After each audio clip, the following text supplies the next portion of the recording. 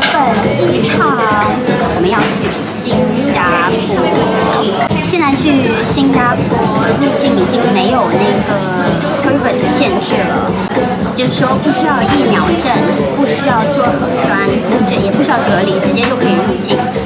像我们持有的是澳洲的护照，所以到新加坡也是免签的，90天内免签。在入境之前需要做一些什么准备呢？推荐大家下载新加坡的 ICA 这个 app， 在 ICA 这个 app 上面呢，可以填写新加坡的入境电子卡，这样的话就免去到了新加坡当地填那个纸质的卡，然后全部都通过了之后，到了新加坡我们就可以直接走那个电子自动通道，不需要人工开道，会非常的快捷。建议大家现在在澳洲境内或者在出国之前下载一个 Grab， 这就是等于是新加坡当地的 Uber。你可以在入新加坡之前就先把你的账号注册好，把信用卡连接好，到了当地需要的时候就可以直接打车，会非常方便。要跟大家说的一点就是，新加坡是一个法律非常严格的国家，很多东西是不可以带入境的，包括烟酒，还有一些药品，甚至是你平时需要用到的药品，可能在新加坡都是不可以带入境的。推荐大家不要抱侥幸心理，就是一定要查清楚你的这个平时用的日常药是不是可以在新加坡带入境。如果是不可以的，他们会需要你在入境10个工作日之前就申报，他们批准了你才可以带入境。新加坡的政府网站上有一个 link 是可以查你的药品是不是可以带入境的。我把这个网址放在下面的描述栏里面，大家可以查一下你这个药的成分是不是在禁药的这个范围内，再决定是不是要随身带。随身携带的药品上也需要是有很明确的包装，上面写清楚成分、含量等等的信息，以防在海关被查。烟酒、口香糖千万不要带，一个都不要带，万一被查到会非常非常的麻烦。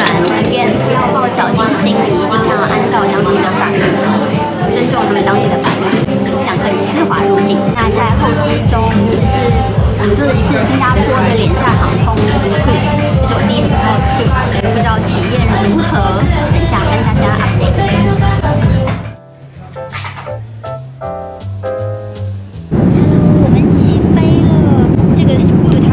是廉价航空，其实它的位置，经济舱的位置和普通的航空，我觉得是差不多的，并没有特别狭窄的感觉。然后它第一排那个有比较多的空间的位置，我看全部都是空的，所以我们两个就一人多加了100刀，移到最前面的位置，这样就可以坐得比较舒服一点。所以它机票节省的部分，一个就是你托运行李要另外加钱，然后所有的餐食都是要另外付费。还有它这边是没有那个 entertainment system， 建议大家在起飞前在你的手机上或者 iPad 上下一些电影啊、音乐啊也好，可以让这个行程不会那么的无聊。那它的餐食给大家看一下，其实我觉得蛮合理的，不会很贵。这个就是他们的菜单，这些热食都是12刀一份，还 OK 吧？加饮料15，三明治啊什么的10刀一份、9刀一份，还有泡面、薯片，其实蛮合理的。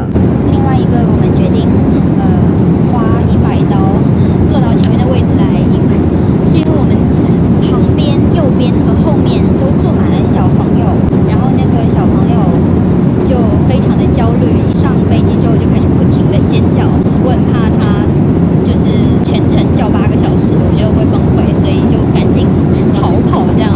那我们等一下新加坡见啦。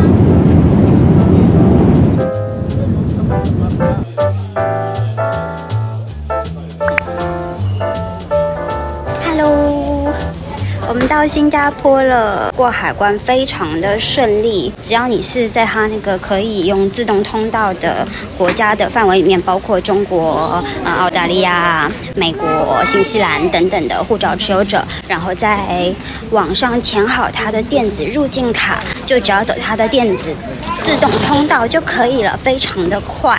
机器会扫一下护照，按一下你的指纹，就出来了。Hello Singapore。我们现在去我们的行李，然后就回酒店。已经感觉到这个热带雨林闷热的天气了。我们刚刚已经在我们的酒店 check in 了。我们住的这个区域叫 Balestier， 我本来以为会蛮偏僻的，但其实还好，这边还挺热闹的。酒店一走出来，附近就是有Hawker Center， 然后还有很多小饭店啊、商店啊什么的。我们刚刚在机场就叫了一个 Grab， 然后那个司机超级热情，就一路上在帮我们介绍附近有什么好吃的啊，去哪里比较便宜啊什么的。所以他刚刚给我们推荐了一家肉骨茶，我们现在去看看哪边可以觅食。饿死了，一天没有好好吃饭，已经在下雨了。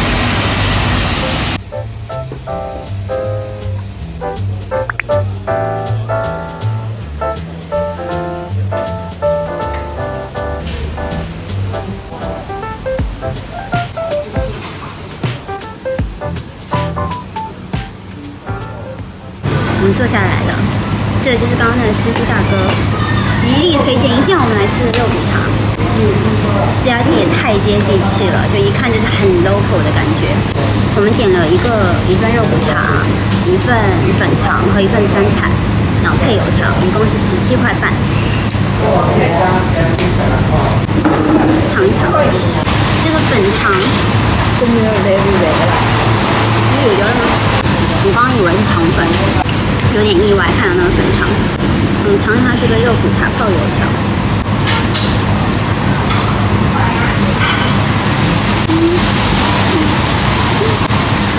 有一股胡椒味，像是那种药材的味道，还挺鲜的。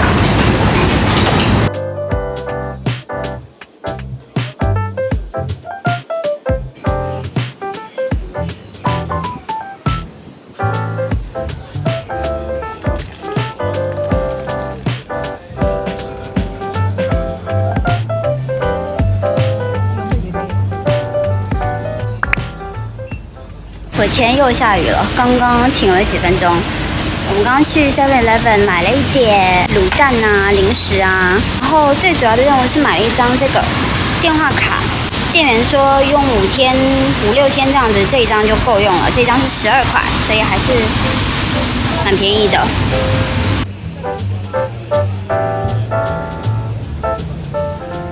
买完电话卡，吃完东西，我们回到宾馆了。先帮大家做一个 room tour， 这算是我找了半天，在新加坡感觉还算是性价比相对较高的一个公寓式酒店，一天差不多是300刀新币不到，算便宜了，因为它还算蛮宽敞的。给大家看看，玄关走进来，这边有一个小厨房 mini bar， 然后就是我们的卧室是一张大床。这边的插座都是国际插座，还有 USB 插座，不用担心，也不需要转换插座。旁边是一个小沙发的区域，外面的 view 是一个泳池 view， 但是我明天早上应该可以更好的体验。沙发旁边有一个小书桌，可以办公。然后走到这边，最后就是浴室和卫生间的部分。Hello。还是比我想象当中小，他是说这个房间有30个平方，我感觉没有。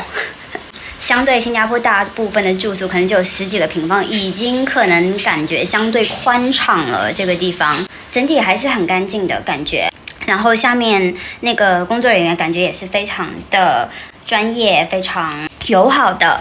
缺点就是这边附近没有 MRT station， 有 bus 站，但是如果不太会搭的话，可能就也不太方便。反正最近一直下雨，我们应该会选择直接打车吧，这样子。今天舟车劳顿，我们就早一点休息了，明天再开始精神奕奕的正式游新加坡。那我们晚安啦，拜拜。